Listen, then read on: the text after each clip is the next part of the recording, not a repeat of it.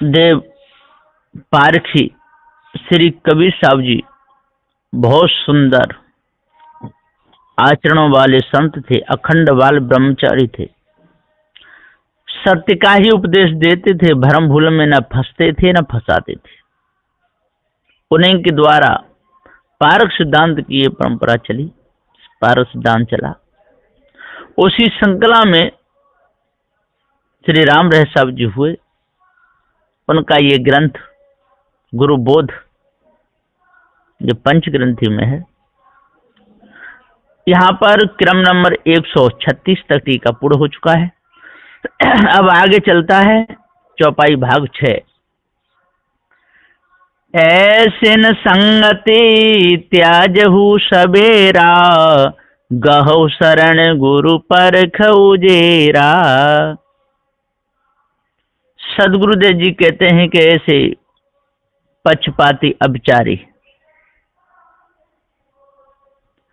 जो षट दर्शनों के भेषधारी गुरबाओं की संगति तथा विषयी जन स्त्रियों की विकारी कुसंगति को जल्दी से ही परख करके छोड़ देना चाहिए।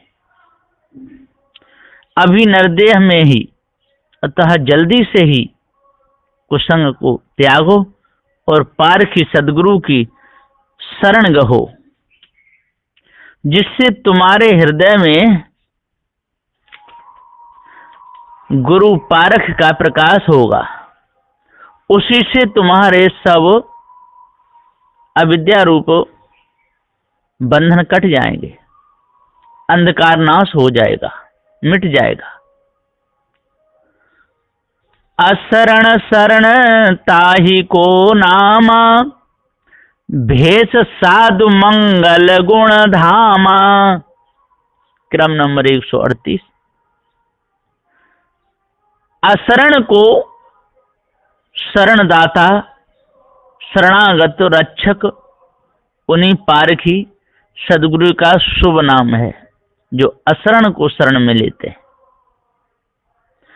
और सत्य बोध है तथा सदगुरु श्री कबीर साहिब से लेकर साधु गुरु जितने होते आए वो कल्याण का ही उपदेश होते आए, देते आए। मंगल गुण धामा, मंगल के कल्याण का उपदेश देते चले आए और स्वयं निज पद में ठहरे। सुख के महल के समान है यह मंगल गुणों का धाम। जो इस भेद को अच्छी तरह से जान जाएगा, पारखी सदगुरुदेव की शरण में लगेगा, तो उसका सारा बंधन कट जाएगा। बंदी छोर सबन सुखदायक, दीन बंधु हंसन के नायक। क्रम नंबर 139। पारखी सदगुरु सभी शरणागत नरजीवों को भवजाल खानी बाणी के समस्त बंधनों से छुड़ा करके मुक्त करने वाले बंदी छोर सदगुरु हैं। मुक्ति सुख देने वाले हैं। दीन दुखी जीवों के आधार प्रिय बंधु के समान, हंस जीवों के प्रधान मालिक राजावत पारखी सदगुरु हैं। जो भी पारखी सदगुरुदेव की शरण में आएगा उसका भवबंधन अवश्य छूटेगा, अवश्य कटेगा। परख प्रत्यक्ष काल को फंदा, दीन दयाल की शरण आनंदा। क्रम नंबर 140। सदगुरुदेव कहते हैं कि अभी सब काल के फंदाओं को पारख द्वारा प्रत्यक्ष परख लो। पारखी बोध से काल का फंदा प्रत्यक्ष ही दिखेगा और दीन दयालु पारखी सदगुरुदेव की शरण हो, उपदेश पालन करने से ही अभी जीवन मुक्ति सुख का आनंद मिलेगा। सो जानो। शिष्य प्रसन्न सितारा 6 खंड 11। सोरठा। बंदी छोर सुजान, अवचीना शुभ रूप तब, मंगल धाम निधान, किंचित शंका उदय चित। क्रम नंबर 141। सदगुरुदेव जी यहाँ कहते हैं अपने गुरुदेव से, तत्पश्चात शिष्य ने कहा कि हे बंदी छोर, आप सदगुरु सुजान सत्यासत्य के सच्चे जानकार हो। आपकी दया से अब मैंने आपके शुद्ध शुभ रूप हंस रूप को पहचान लिया। आप ज्ञान के निधान, मंगल धाम रूप कल्याण के भवन हो। हे प्रभु, अब मेरे चित्त में जो किंचित शंका उदय हो गई है उसे आप कृपा करके निवारण कर दीजिए।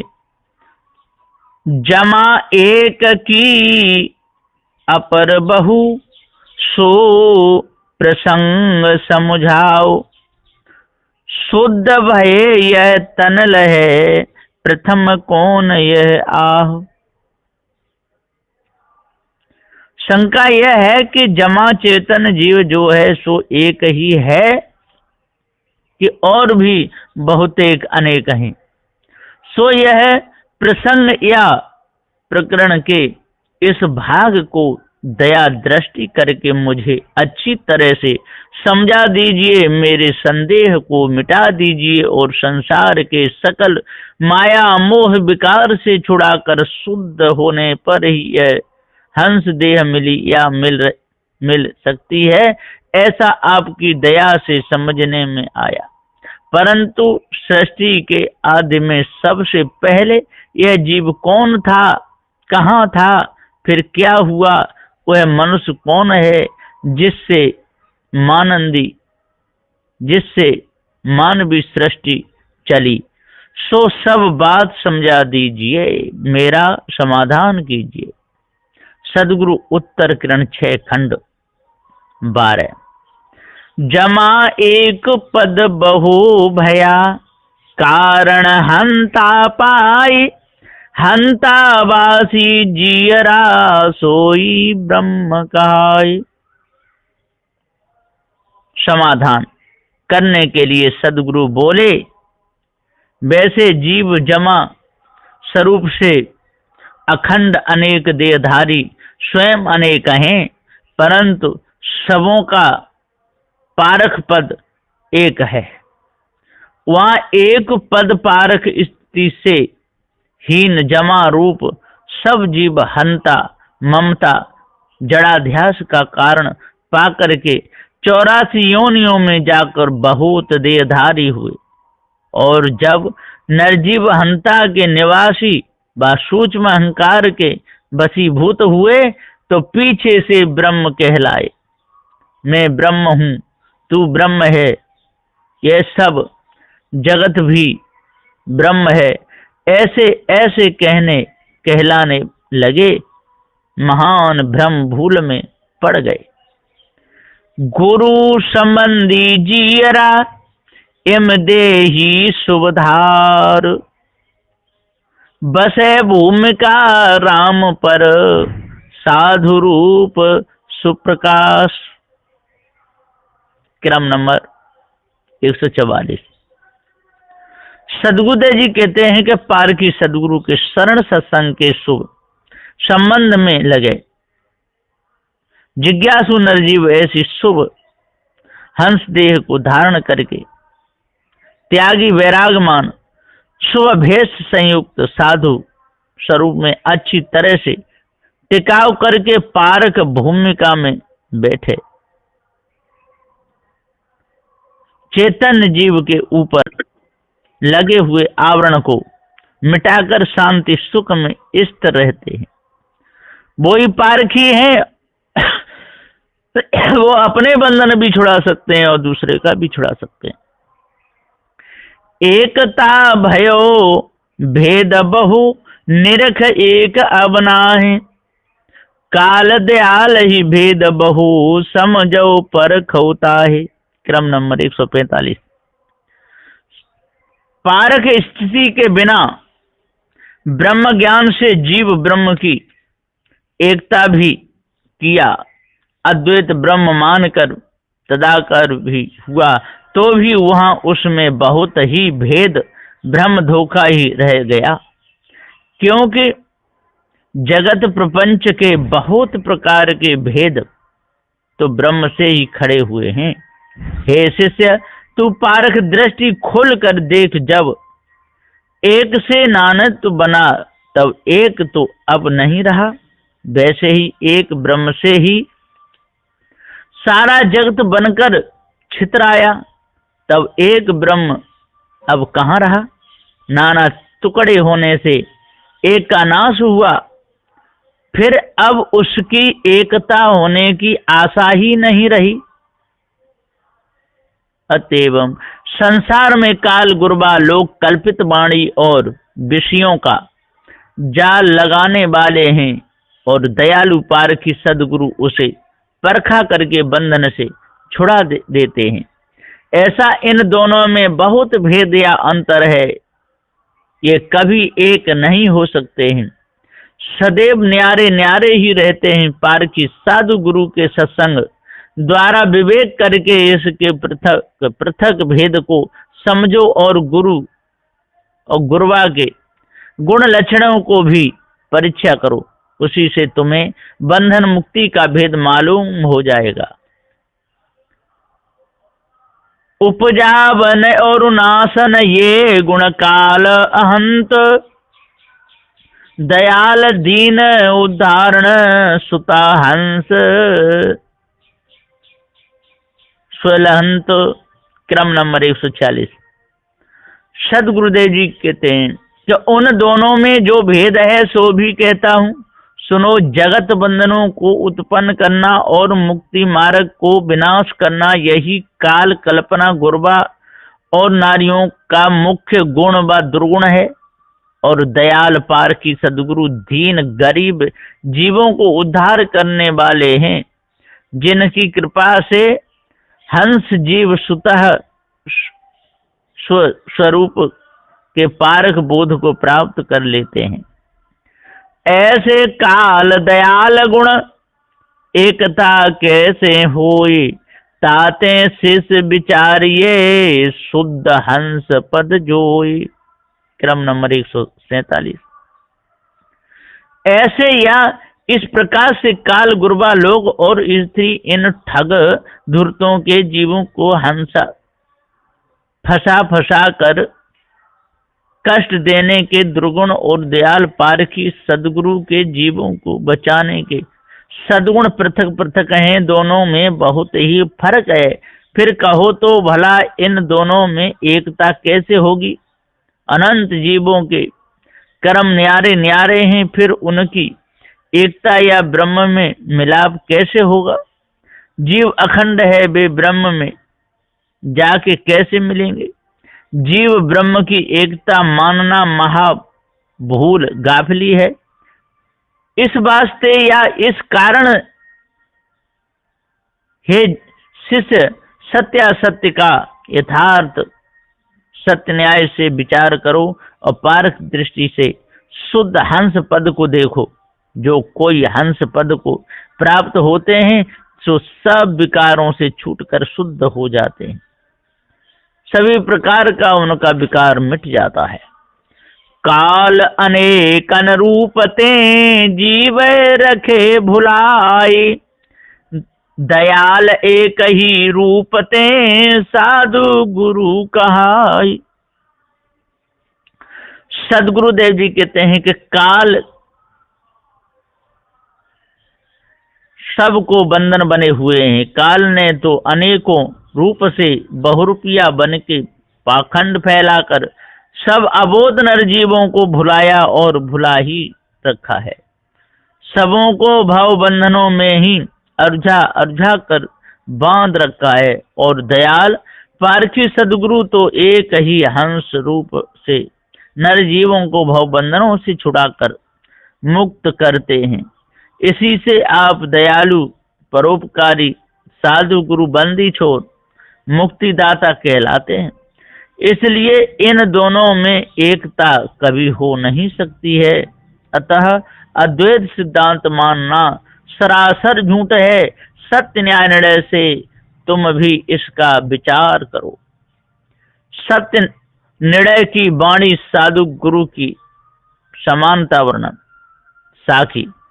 साधु बतावे गुरु को, गुरु कहे साधु पूज। अरस परस के खेल में भई अगम की सूझ। सदगुरुदेव जी पुकार के समझाते हुए समझाते हैं, सच्चे त्यागी पारखी साधु मनुष्यों को उपदेश देकर बता देते हैं कि हे सज्जनों, यदि तुम लोग सुख, शांति और मुक्ति चाहते हो तो पारखी सदगुरु की शरण ग्रहण करो। वे ही जीवों के रक्षक, मुक्ति दाता हैं। इसलिए गुरु भक्ति में मन को लगाए रखो। और जब पारखी सदगुरु की शरण में शिष्य लोग आते हैं तो सदगुरु देव कहते हैं, मनुष्यों, तुम लोग सकल जड़ भावना, जड़ पूजा धोखा को छोड़कर चेतन भक्ति में लगो। सो पारखी साधुओं की पूजा, सेवा, अटल बंदगी किया करो, जिससे तुम्हारे अंतःकरण शुद्ध होकर पारख स्थिति होने में सहायता होगी। इस प्रकार आपस में परस्पर सत्संग के घेरा में ही लगे रहने से सब दुर्गुण दोषों का विनाश हो जाता है और साधु गुरु के सत्संग में नित्य नए नए प्रश्नों का होते रहने से पारख बोध हो जाता है और माने हुए अगम अपार निर्गुण ब्रह्म ईश्वराद नरजीवों के ही धोखा कल्पना भ्रम है, वह सूझ समझ बोध हो जाता है और परीक्षा दृष्टि हो गई तो फिर सब भवबंधन कट जाता है, कुछ भी नहीं रहता, नेक भी। सदगुरुदेव जी आगे कहते हैं कि एक रूप गुरु साधु का, दूजा काल को फंद। अशरण शरण दयाल गुरु, साधु सदा स्वच्छंद। क्रम नंबर 150। सदगुरुदेव जी पुकार के समझाते हुए कहते कि साधु स्वरूप सदगुरु हैं, गुरु सोई साधु हैं। इसलिए पारखी सदगुरु तथा पारखी संत, इन दोनों के भेष, रहनी, रहस्य, गुरु मुख वाणी, पारक सिद्धांत, सत्य न्याय, यह सब एक समान ही रहते हैं। फर्क इतना ही रहता है कि उपदेशक सदगुरु कहलाते हैं, उपदेश न करके सद्गुण धारण रहनी मात्र में रहने वाले साधु कहे जाते हैं। ऐसे साधु गुरु के रूप कहलाते हैं और जीव से भिन्न कोई दूसरा कर्ता ब्रह्म ईश्वराद बतलाने वाले कर्म भक्ति योगाद में लगाकर जीवों को भटकाने वाले, विषयों में ले जाकर फंसाने वाले, नाना भेष पाखंड कराने वाले, ये सब व्यापार की विजाति दूसरे ही काल के फंदा खानी बाणी में फंसाने वाले हैं। सो दूसरा काल का ही फंदा है। सदगुरु श्री कबीर साहिब के अनुयायी सूरवीर धीर शरणागत रक्षक या अशरण जीवों को शरणदाता ऐसे दीन दयालु पारखी सदगुरु हैं। वे सदा साधुओं के मध्य में सत्य रहनी, रहस्य, साधु भेष, सद वृत्ति के सहित स्वच्छंद निर्मल पारख स्थिति में ही विराजमान रहते हैं, शांत निर्वांत रहते हैं। ऐसे साधु स्वच्छंद स्वतंत्र होते हैं। पारखी साधु गुरु का एक रूप, एक समान भेष, उपदेश, एक ही सिद्धांत स्थिति रहती है। सत्य न्यायी सदगुरु का और पारखी साधु का पारख रूप तो एक ही कहा जाता है। पारख में हम तुम्हें एका, देव भाव से भिन्न विवेका, निर्णय सा। गुरबा लोग इसके भिन्न और ही दूसरा पाखंड चलाते हैं तथा ईश्वर खुदाद कोई अपने से भिन्न दूसरा ही कर्ता मालिक बतलाते हैं और बहुतेरे बाणी खानी का जाल फैलाते हैं। सो सब काल का फंदा गुरबा लोग और स्त्रियों की फांस है। उन सबों को परखा कर जीवों को छुड़ाने वाले अशरण शरण दयालु सदगुरु हैं साधु पारखी, सदा स्वच्छंद स्वतंत्र निर्बंध रहते हैं। इसी से विवेकी साधु गुरु की सर्वोपरि स्थिति होने से उनकी विशेष महिमा है, सो यथार्थ है, ऐसा जानना चाहिए। जो इस भेद को अच्छे प्रकार से जान लेता है, समझ लो उसी का ही बंधन कट जाता है। बस यहीं पर मैं अपनी वाणी को विराम देता हूँ। क्रम नंबर 150। बोलिए श्री सद्गुरुदेव की